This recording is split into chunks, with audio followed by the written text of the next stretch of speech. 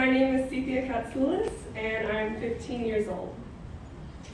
My whole life, I have struggled with my health.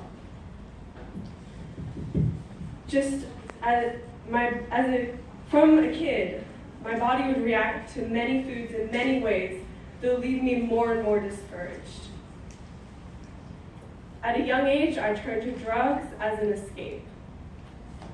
And what my life looked like was each day, I would wake up, dragging my arms out of bed, my head off the pillow, and each leg slowly out of bed.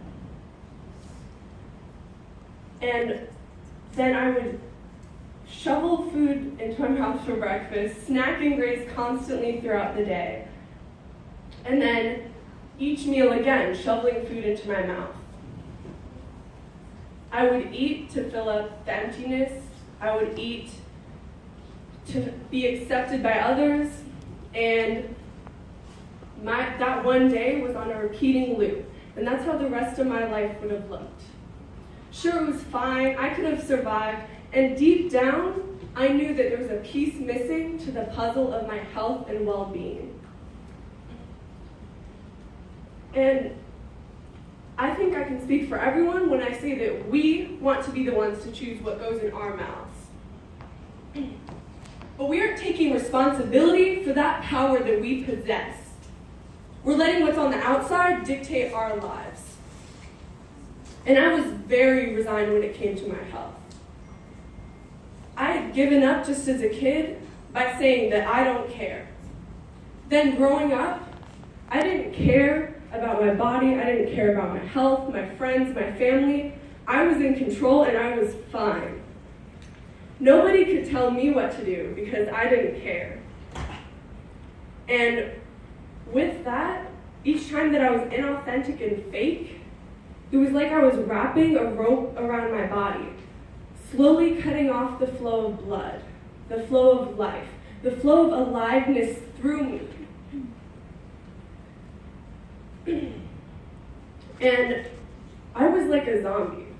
Have you guys ever felt like a zombie? Just going through the motions of life, not really experiencing those highs, or letting yourself feel the lows, because you cannot truly experience joy and love and excitement without having made it through the disappointment and anger and failure. And what that was like was exhausting. It was a drag to always feel numb. It was a drag when the food that I ate was constantly messing with my system. Now, I don't have cancer. I don't have a terminal illness. I don't have any limbs missing. But what I did have was a constant numbness. The path I was going on, it was so ordinary and so boring. And when I looked over, I saw a path that was full of life. And what it took to switch to that path was one new thought, to create one new conversation, to take one new action, and then to get those results, and to start a fire. Now, I say fire because you can blow out a candle, but you cannot blow out a fire. Now, that new thought was that I'm tired of how my health is right now, and I'm committed to doing whatever it takes to be fiercely living and healthy. The new conversation that was started out of that was that I shared my story with others. And the new action that I took was I became a vegan. And that was something that I knew very little about. I was terrified of, and I had never planned on doing that. But I did it anyway, because what I'm committed to is so much bigger than my concerns about what I was getting myself into. Now, I don't know what your new thought will be.